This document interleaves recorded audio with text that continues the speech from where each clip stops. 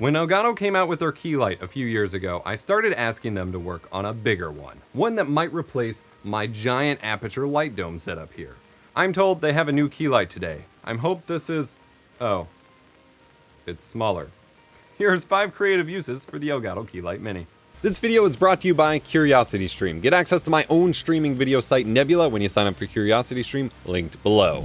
Obviously, the first use case of the Key Light Mini is as a key light, right? It's in the name after all, with a little more than half the brightness of the Key Light Air and a little more than a quarter the brightness of the full-size Key Light.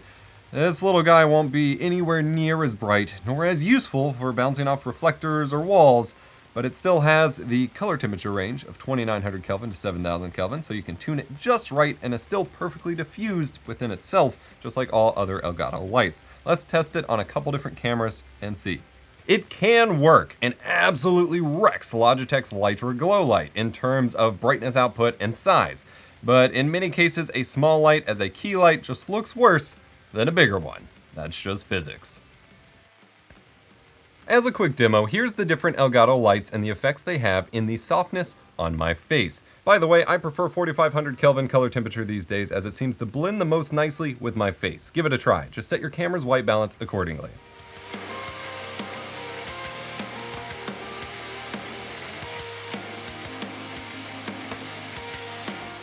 The bigger the light, the softer the shadows, and the more pleasing the look. Now just for kicks, here's the same setup with my massive Aperture Nova light shot through a diffuser. Even if it isn't a great key light, it can still be a great fill light to fill in some of the shadows. When using the light at the desk, you can mount it on any mount you like using the quarter 20 threaded tap, though I'm pretty miffed that there aren't ones on the sides again. Come on, Elgato. And then control everything through Elgato's usual control center software. Loop it in with your Stream Deck and so on. Plus, you can kick it into studio mode, which basically disconnects the battery so you don't wear it out when running it on continuous power through the USB-C port. Oh, you didn't know there was a battery? Yeah, this thing goes places. Like here, for example, where I'm using it as a backdrop light for the setup. Super handy. I'm also told the battery is easy to access and remove when you want to disassemble the light, so that's probably pretty good for longevity and repairability here. Or in this setup where I taped a gel on it and gave an easy colored accent. Again, a threaded tap on the side would have been real useful for these setups. The battery is rated to last about 4 hours when set to 50% brightness. If you're using the full brightness, you're probably looking at 2-ish hours in my testing. It's fine, that's good enough. If you're wanting to do a big multi-hour stream with this light, you'll want to plug it in, though a battery bank would work as well and probably extended for hours while still, maintaining portability. So it doesn't have to, be tethered to a desk or anything like that. The battery is long enough to survive, a decent video shoot. But seriously, invest in some battery banks anyway. You can get pretty creative mounting the light to anything between the threads and the magnets on the back. Stick it anywhere that's metal for convenient product lighting or spotlight.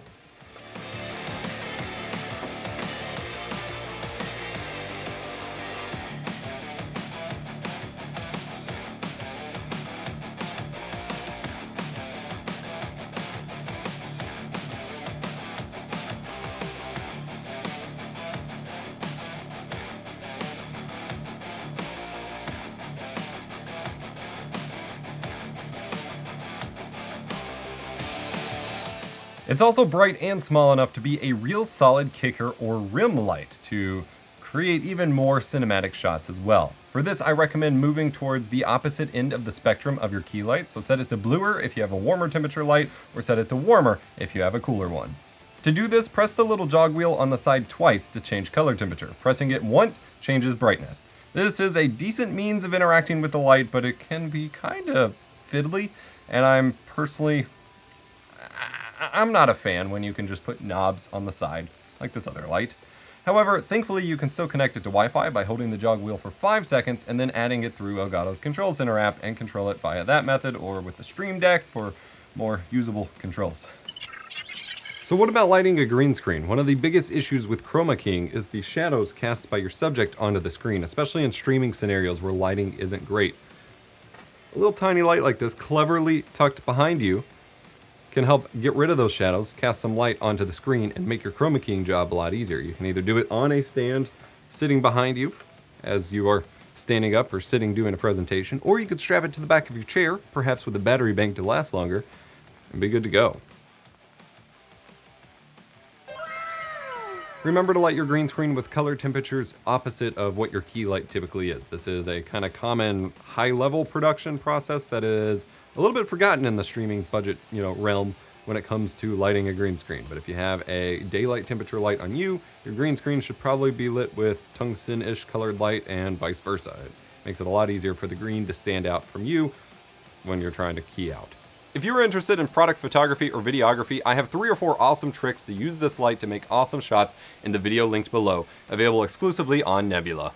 Nebula is my own video streaming site I built with my creator friends to get away from YouTube's algorithms. My videos are higher quality there, ad-free, and often extended from the YouTube versions, or have complimentary pairing videos like this one. It's not just me though, you get videos from everyone else up on Nebula too. We've got Low Spec Gamer, Thomas Frank, MKBHD, all of us. So much of the tech we use and talk about here on the channel, and even the video platform you might be watching this on, is driven by algorithms. AI algorithms recognize a face to track, algorithms to lead you to watching this video in the first place, but algorithms actually impact nearly every aspect of our day-to-day life. It's kind of wild just how everywhere algorithms are. And the documentary, The Secret Rules of Modern Living, Algorithms, on CuriosityStream can help open your eyes to just how omnipresent they are. CuriosityStream is an entertainment powerhouse full of thousands of fascinating documentaries. They care about quality content so much they've actually formed a power duo with Nebula to bundle up. And for a limited time, CuriosityStream is offering this amazing bundle for 26% off their annual plan, making it just under $15 per year for awesome content across 2 platforms. Deals that good don't grow on trees, so head to curiositystream.com/epos and get the popcorn ready. Despite being battery powered, the light is flicker free on both battery and USB power. Nice. Here's some shutter speeds to show you.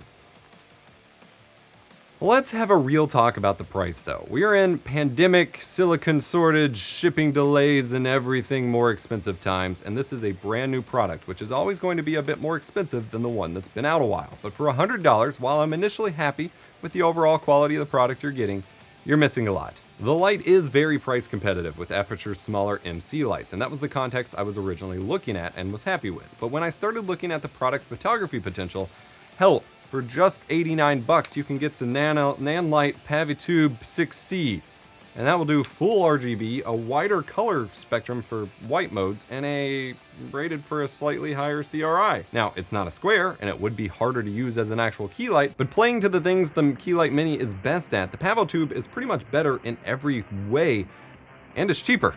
And actually researching this further as I wrote this script, for the price difference between the Pavotube and the Key Light Mini, you can get a fabric grid built specifically for the Pavotube 2 6C that helps direct the light for use as a key light or a subject light. I'm ordering a couple of these right now. You could also get one of those Yongnuo light wands and with RGB for cheaper than the Key Light Mini, but those are pretty cheapo IMO, and I honestly wouldn't bother, especially with the Pavotube being basically the same price. If you are looking for other alternatives, check out this video on the Elgato Key Light Killer budget option, or another one on a similarly sized light with a lot more features. Remember, be kind, rewind.